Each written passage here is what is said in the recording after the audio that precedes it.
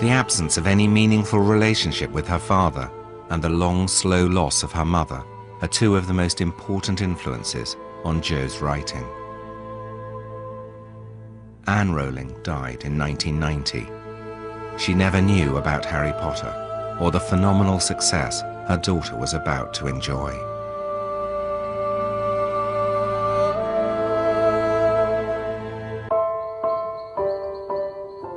The death of Joanne Rowling's mother was to have a profound effect on her writing.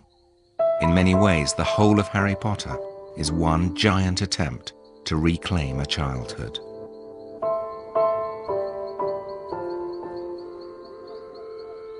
You think the dead we have loved ever truly leave us? You think that we don't recall them more clearly than ever in times of great trouble? I'd been writing for 6 months before she died. The weird thing is, the essential plot didn't change after my mother died, but everything deepened and darkened. Harry was always going to lose his parents, and it was always going to be a quest, really, to avenge them, but to avenge everyone against this creature, this being who believes that he can make himself immortal by killing other people. So that's something I'd created before she died, but yes, it seeped into every part of the books. I think, in retrospect, now I've finished, I see just how much it informed everything.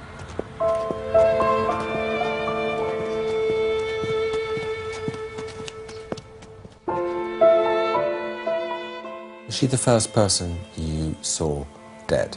No, because I didn't see her dead, which was in deference to my father's wishes. I wanted to see her, and he didn't want me to see her, and I, mistakenly, as I look back, I agreed not to, and I really deeply regret that. I really, really, really wish I'd seen her. It didn't matter what she looked like, it would have made it easier. Because I do believe that the truth, which is another theme in the books, and certainly stems from my own past, I think that the truth is always easier than a lie or an evasion. Easier to deal with, and easier to live with. After her mother's death, Jo moved to Portugal to teach English as a foreign language. She married Jorge Arantes, a television journalist. Together they had a daughter, Jessica, but the marriage failed after 2 years. Jo succumbed to depression. I'd had a short and really quite catastrophic marriage, and I'm left with this baby, and I've got to get this baby back to Britain, and I've got to rebuild us a life. And adrenaline kept me going through that, and it was only when I came to rest that it hit me what a complete mess I had made of my life, and that hit me quite hard. We were as skint as you can be without being homeless. In other words, we were existing entirely on benefits. And at that point, I was definitely clinically depressed.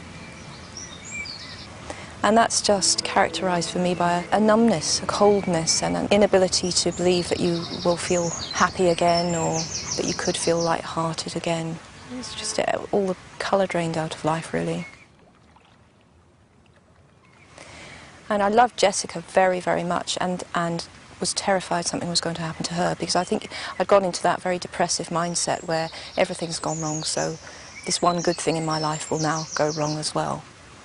So it was almost a surprise to me every morning that she was still alive. I kept expecting her to die, or it was a bad, bad time. Jo's depression inspired her creation of the Dementors in the Harry Potter series. Dementors are among the foulest creatures that walk this earth. They infest the darkest, filthiest places. They glory in decay and despair. They drain peace, hope, and happiness out of the air around them. Get too near a Dementor, and every good feeling, every happy memory will be sucked out of you. The Harry Potter books may be located in an alternative fantasy world, but they're filled with the pain and dilemmas of real life.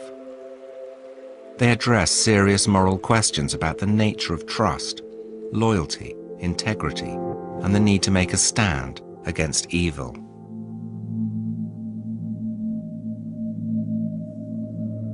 Through the series, Harry Potter has to learn what it means to be a force for good against the dark arts of Lord Voldemort.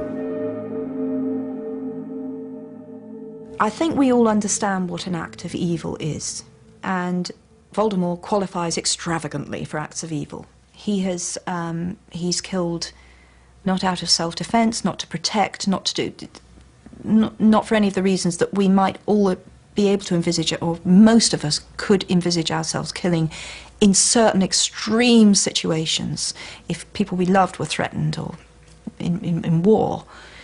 He's killed cold-bloodedly, sometimes for enjoyment, and for his own personal gain. I call that evil. And yes, at the end of the book, you have a clash of two utterly, utterly different, again, for want of a better word, souls. One that has been maimed and has become less than human, because to me, human includes the capacity to love, and Voldemort has deliberately dehumanized himself. And this flawed, vulnerable, and yet still fighting, still loving, still daring to love and daring to hope soul, which is Harry. And they meet and they clash, and it's what happens when they clash that gives us our denouement.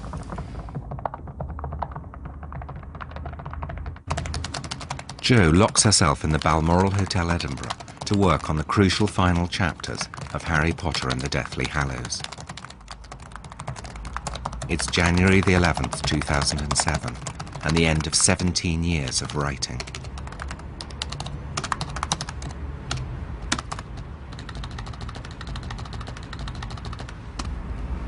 Yeah, I think I've finished.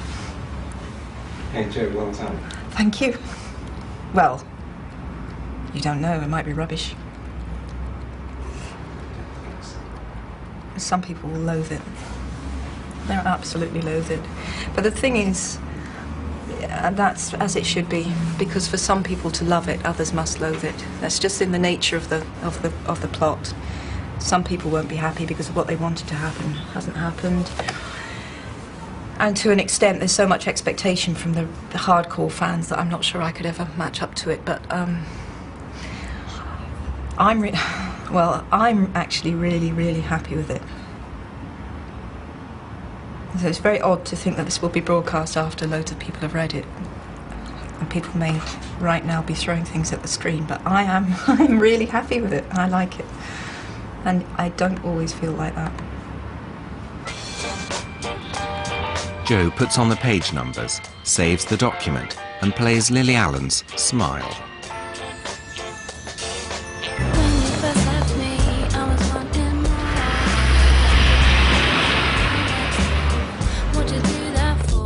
It's almost impossible to describe the level of expectation surrounding this one woman as she goes through the final stages towards publication.